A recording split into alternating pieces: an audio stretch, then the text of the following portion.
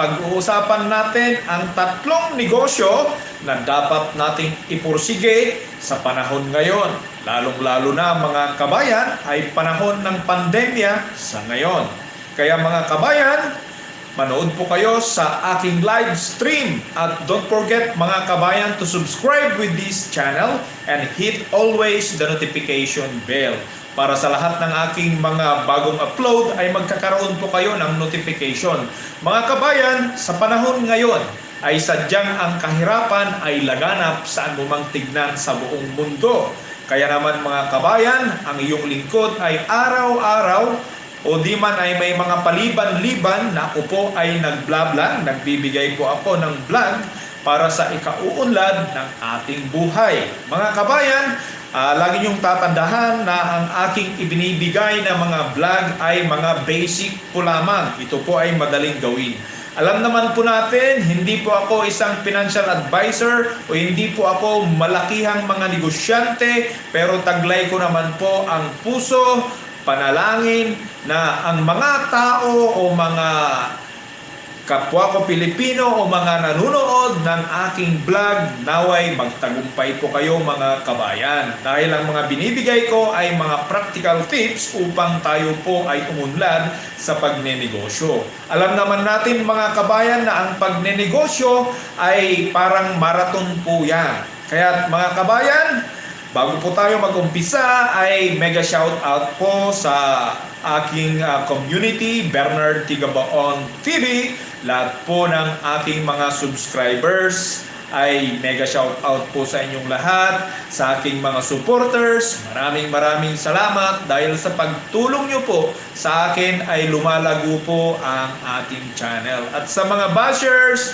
why, lagi po kayong i-bless ni Lord. God bless you po mga kabayan. At heto na, mega shout out po sa aking barangay, sa aking Barangay Waigdaya, Candon City of Ilocos Sur. Mega shout out po sa inyong lahat. Diyan po sa lahat ng mga staff ta DCTV. Mega shout out po sa inyong lahat. Kaya eto na, alam naman natin mga kabayan sa panahon ngayon, ugaliin po natin mga kabayan na ipursige ang ating pagnenegosyo. Hindi naman po kinakailangan na mangailangan ka ng mga malalaking puhunan. Actually nga po, pwede po tayong magnegosyo na walang puhunan. Pero mga kabayan, ang tatalakayin natin at pag-usapan natin sa gabing ito ay hindi lang idealistic, kundi realistic mga kabayan. Maliit po lamang ang puhunan, magagawa mo ito kabayan, maski ikaw na siguro ang isa sa pinakamahirap ng buhay o ang tinatawag na indigent sa ngayon, kahit saan mang lugar ang iyong location. Ikaw man ay nasa NCR, Manila location, o di kaya nasa Upland Municipalities, o di kaya nasa pinakamahirap na lugar dyan sa Pilipinas, mga kabayan, kayang-kaya mong gawin ito at kayang-kaya nating gawin ito. At ito ang pinili ko mga kabayan dahil ito ay nakikita ko na magpahanggang ngayon ay patok pa rin sa masa, sa middle class at pati sa mga mayayaman ay kumakain din nito. Tatlong negosyo po lamang ang ating pag-uusapan at tiyak ko na ito mga kabayan, mga ka-OFW ko po, shout out po sa inyong lahat, saan ka mang panig ng mundo. Ang negosyong ito ay pwede po rin natin gawin ito mga ka-OFW pag tayo po ay umuwi na sa Pilipinas, nag-for good po tayo. Alam naman natin sa ngayon ay nasa digital age tayo. Alam natin na maraming nagnenegosyo ng digital age, ay nagnenegosyo ng mga digital business, I should say. I stand to be corrected. Mga kabayan, marami po ang nagnenegosyo niyan. Pero in reality, hindi naman po basta-basta kumikita. Sa buhay kasi, kung pinag-uusapan natin ang ating buhay para tayo ay mag-survive, dapat ay mayroon tayong daily income po. Kaya ang mga binibigay ko pong mga business o mga negosyo ay yung madali lamang po natin gawin. Hindi po ako nagbibigay ng mga business na mag-i-invest ka ng medyo malaking pera pera at saka ka pa lamang kikita pagka pagka nakabenta ka o sabi nating naka-recruit ka, ay matagal po yon. Ang binibigay ko na mga negosyo ay yung instant, pag naluto mo, pag nagawa mo, na buy and sell mo, ay kumikita ka na, kabayan. Alam nyo kung bakit na ito yung binibigay ko? Dahil unang-una sa lahat, ang mission po natin, mission and vision po natin, ay ang mga taong kapwa nating Pilipino na sa extreme poverty ay mailapit po ang kanilang buhay kahit sa poverty line lang muna bago lumapit po sa middle class. Ganyan po ang mission and vision ko, and I'm praying to God na marating po o di kaya ma-achieve po natin ito, ma-achieve po ng ating mga kababayan na napakahirap ng buhay, dahil galing po ako dyan. At ito na po ang 3 negosyo na sinasabi ko na tiyak na makakatulong po sa inyo. Madali lang itong gawin. Unang-una sa lahat ay ito na po. Unahin na natin po yung paggagawa ng ice candy. Di ho ba madaling gawin? Yung paggagawa ng ice candy, mayroon ka ng refrigerator, syempre automatic nang may kuryente po kayo. Kahit kaunti lang yung puhunan mo, may 200 pesos ka lang, kabayan, pwede ka nang mag-umpisa ng iyong negosyong ice candy habang papalakihin mo ito ng papalakihin. Di ho ba? Habang sinasabay mo yan sa iyong mga alaga, mayroon kang mga pananim na mga gulay, isasabay mo yung ice candy. At yung mga kita mo doon, itabi mo, palaguin mo yung kita mo. Kaya napakaganda itong negosyo na ito. Bukod sa konting-konti lang ang puhunan, bukod sa madali lang gawin yung mga flavor, at ito po ay mabenta at gustong-gusto ng lahat ng sa mga bata, sa mga dalagat binata, sa middle age, pati yung matatanda, ay patok na patok ang ice candy. Maganda itong isabay kung mayroon kang sari-sari store o kahit anuman. Pag dumating yung panahon, mga kabayan, na lumago ka na, ay pwede ka nang kumuha ng mga reseller mo. O di ho ba? O unlad po kayo. At kahit ikaw ay nagdra-drop shipping, kahit ano pa yung negosyo mo, malakihan man yan, kahit yung mga nagne-networking dyan, ay pwede na lang isabay ito. Mas mabilis pa ang pagkita ng pera dito dahil sure mo lang kita dito. At kapag naibenta mo na, marunong ka lang mag-manage ng kinita mo, mga kabayan, tiyak ang iyong pagkain, tiyak ang iyong maitatabi. Basta't alalahanin natin, ayusin natin ang ating mindset. Ganun din yung mga nagtatrabaho, kahit empleyado ka, kapag may time ka, pag gabi, pwede ka rin gumawa nito. Kasi ito, nagawa namin ng aking pamilya. Dahil nung hindi pa ako nag-abroad, lahat ginagawa namin ng paraan at hinahanapan namin ng solusyon. Na marami kaming ginawa, marami kaming pinasok na mga negosyong ganito. At minsan din, may mga time na nag-exit din ako sa aking mga kumpanya dito sa abroad. Yan po ang isang hindi naman namin sinasabi na pantawid gutom. Ginawa po namin yan at nagkaroon po kami ng income dahil sa ice candy na yan. Yan, kaya tandaan po natin, ang ice candy ay madali lamang pong gawin, mga kabayan. Basic po lamang ang aking mga sinasabi. Ang mga sinasabi ko ay realistic, hindi man po idealistic. Ang problema kasi, mga kabayan, kahit gaano pa kalaki ang ating ideas, ang ating iniisip, at kung wala tayong aksyon o di kaya implementation ng ating iniisip, ay hindi po tayo magkakaroon ng income. Kaya ipursige natin ng magnegosyo, mga kabayan, sa abot ng ating makakaya. Kaya napaka-importante po, kabayan, na ganyan ang ating gawin. So sa pagnenegosyo ng ice candy, maganda po itong pasukin, mga kabayan. At ang pangalawa ay basic na din po rin, mga kabayan. Ito ay mga dagdag income mo na lang, kabayan, kung may income ka na. Pero kung yung mga kapwa nating Pilipino na wala pa, nasa rat race pa ng kanilang pinagkakabalahan na trabaho, huwag kang umalis dyan sa trabaho mo, kabayan. Ako din, ganun din ang advice ko. Mismo, masasabi ko sa aking sarili na hindi muna ako aalis sa aking trabaho dahil kapag umalis ako, madali lang kasing magsabi, madaling magdesisyon yung good and bad, pero hindi madaling saluhin ang consequences ng ating desisyon. Kahit nasa bad decision ka, ay may consequences pa rin yan. In every good, there is always bad. In every bad, there is always good. Kaya yan ang consequences ng ating desisyon.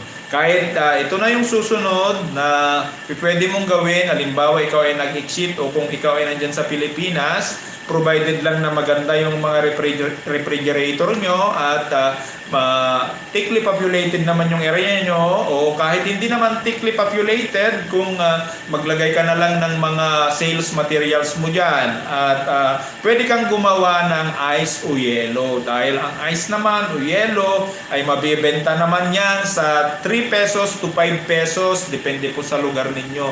Kung sa city, ang alam ko 5 pesos nyan. Sa amin dati-rati ay 3 pesos dahil talagang nagbebenta kami ng aking pamilya. Ginagawa po namin yan. Kung makabenta ka kasi, kahit sabihin na natin ng 50 peraso sa isang araw, konti lang yung sinabi ko, may 150 pesos ka, iles mo na yung ginastos mo sa supot lang naman, tapos yung kuryente mo, sabihin natin na kumita ka ng 125, less na lahat doon. Malaking bagay at malaking tulong yun kaysa wala kang income, kasi ang pinag-usapan natin yelo pa lang. Hindi pa na-i-plus yung kinita mo o na-i-add yung kinita mo sa ice candy. Di ba? Napaka-basic po ito. Mga sinasabi ko ay tatlo-tatlo lamang po. Hindi po ako nagko-combine ng marami dahil ang punto po dito ay para ma-focus mo. Ang kinakailangan kasi, mga kabayan, kahit maliit ang iyong negosyo pero malaki ang iyong hangarin at pangarap dyan, ay pwede mong i-develop yan. Abay, napakalaki ang kita sa yelo dahil lalong-lalong pag tag-init, hindi lang yun. Potential kang kikita dyan ng 300 araw-araw. At sa ice candy, potential kang kumita dyan ng sabihin din nating 300 araw-araw, di may 600 ka na. Plus pa yung kung yung mga pinagkakakitaan mo na iba, kung mayroon ka pang ibang side hustle, ayan, ay kung mayroon kang affiliate marketing, o kung mayroon kang network marketing, o kung mayroon kang iba pang pinagkakakitaan dyan sa internet, dyan sa social media, mga kabayan, ay malaking bagay ito. Ang pagsisinop kasi at pagsisikap na magpursige ng mga negosyo ay napaka-importante po, kabayan, sa ating buhay, lalong-lalo na ngayon sa panahon ng pandemya. Alam naman natin, mga kabayan, na madalang po ang oportunidad dahil ang mga ibang kumpanya ay limitado pa rin pong nagtatrabaho at yung mga ibang mga negosyo ay nagsara, kaya kakauntirin po yung trabaho. Ang nangyayari nga, mayroon tayong community pantry, mayroon tayong ayuda, pero in that case ay pwede ka rin magnegosyo ng mga sinasabi ko dahil ito ay mga basic needs at fast moving ito, pangangailangan ng mga tao talaga, needs po ng tao. Unlike sa kapag ang negosyo mo ay sa mga wants at saka malakihang bayad ng alimbawa ng mga hindi naman kinakailangan talaga, kagaya ng mga damit, medyo matumal yan. Kaya ang binablog ko po ay practical at reality po sa ating buhay. Kaya mga kabayan, hindi po kayo magdadalawang isip kung ito po ang iyong mapakinggan at mapanood na live streaming dahil napaka-importante at magagamit po natin. At ang pangatlo, kabayan, ay ang pagbebenta natin ng banana Q, kamote Q, karyoka. Yan ay nagawa rin po namin. Yan ay batang-bata pa ako hanggang nag-asawa na ako, nagpalaki na kami ng mga anak, ay naging negosyo namin yan. Ang importante lamang ay passion mo yan, mayroon kang pagmamahal, talagang matyaga ka yan, at huwag kang mahiya na magbenta, at mayroon kang pangarap na palakihin yan, at yung lahat ng mga kinikita mo dyan ay i-invest mo rin, mga kabayan. Ang importante, habang ikaw ay nagnenegosyo ng mga maliliit na mga negosyong ito na aking binanggit, ay lagi kang magtatabi ng iyong kinikita. Lagi kang magtatabi ng konti, pakonti-konti, yan ay darami rin po yan, mga kabayan. At huwag kakalimutan yung ating offering sa Panginoon, dahil napaka-importante po yan sa tuwing linggo dyan sa Pilipinas. At dito minsan, kapag may fellowship, pag Biyernes, ay huwag kakalimutan yung offering. Kung kaya mong mag-tithes, why not? Di ho ba? At isang susi rin po yan ng pag-unlad ng ating buhay. Kaya mga kabayan, nawa ang aking vlog na ito, ang live stream ko na ito, ay nakatulong po sa inyong lahat. Manood lamang po kayo dahil ang aking mga blinablog, simple, madaling gawin, basta umaksyon ka lang ay siguradong kikita ka dito. Ang importante, ganito man kaliit ang mga business na ating tinatalakay dito sa aking YouTube channel, Bernard Tigabaon TV, ay sigurado po tayong kikita, kakain po tayo pagka ito ang ating pinakinggan. Pero ang ating pangarap, hindi lamang po kumain. Mayroon tayong kasabihan, ang tao ay kakain upang mabuhay, ngunit hindi lamang nabubuhay para kumain. Tayo na yon, hindi lamang po tayo nabubuhay para kumain. May pangarap tayo eh. Nagkataon lamang, mga kabayan, na realistic yung mga pinapangarap natin. At hindi naman masama yung maging idealistic ka, provided na nagtatama. Ang problema kasi, kapag realistic yung dream mo, yung mga pangarap mo, tapos yung mga galaw mo at action mo ay idealistic, hindi rin po magkakaroon ng resulta. So kinakailangan, kung idealistic yung mga pangarap mo, yun ang pinasok mong negosyo, ay kailangan sabayan mo ng mga idealistic, malalalim na mga galaw, matitibay na mga pagtitimpi, pagtsatsaga para magpursigi ka sa iyong pangarap, kahit anong choice mo dyan. At ganun din sa realistic, kinakailangan na magtutugma rin yung kapag realistic ang iyong pinapangarap, na mga negosyo na palakihin yan, kailangan realistic din ang ibibigay mong mga aksyon. Kasi napaka-importante po dyan ang kailangan mong mangarap, kailangan mong umaksyon, at kailangan mong i-review yung mga aksyon mo. Of course, alam na natin yan na previous, bago ka pa mangarap, bago ka pa umaksyon, ay nagkaroon ka na ng nabuong desisyon sa iyong isip. Di ho ba? Kaya hanggang dito na lamang po ang aking live stream. I-close ko po ang aking live stream na ito. At ang masasabi ko lamang po ay naway wag po kayong magsawang sumuporta sa aking YouTube channel. Maraming salamat po sa inyong pagsuporta. Nawa magtagumpay po kayo sa inyong buhay. Naway malampasan po natin ang pandemyang ito. Sana wag po kayong sumuko. Patuloy po tayo na manalangin sa Diyos at magkaroon po tayo ng pagkakaisa, pagtutulungan upang malampasan na natin ang pandemyang ito. At ako po, si Mr. Bernard Tubera Gabaon, ang nagsasabi sa inyong go negosyo, practical tips ang kailangan mo upang umangat ang iyong buhay. At dala ito ni Kabayang Bernard Tigabaon ang nagsasabi sa inyong God bless you po.